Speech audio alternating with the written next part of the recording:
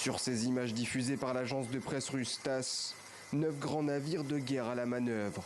Un exercice conjoint qui, selon les Russes, aurait été effectué ce vendredi dans le Pacifique.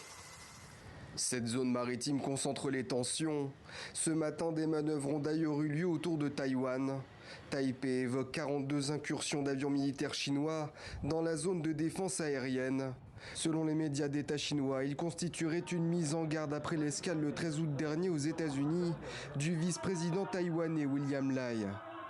Si Washington a tenu à appeler au calme, précisant qu'il ne faisait que transiter vers le Paraguay, la tension n'est pas redescendue pour autant. Hasard du calendrier ou pas, hier Joe Biden accueillait les dirigeants du Japon et de la Corée du Sud à Camp David.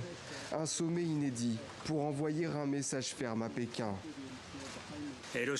Les tentatives unilatérales de modifier le statu quo par la force dans les mers de Chine orientale et méridionale se poursuivent et les menaces nucléaires mais aussi de missiles de la Corée du Nord ne cessent de s'amplifier.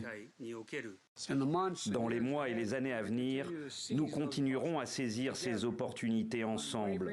Il ne s'agit pas d'un jour, d'une semaine ou d'un mois. Il s'agit de décennies et de décennies de relations que nous construisons.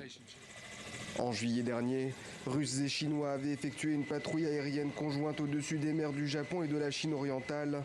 Mais Washington n'est pas en reste avec des exercices effectués quelques jours plus tôt avec son partenaire sud-coréen. Symbole des tensions qui ne cessent de croître dans la région Indo-Pacifique, notamment depuis le renforcement des relations entre Moscou et Pékin, suite à l'invasion russe de l'Ukraine.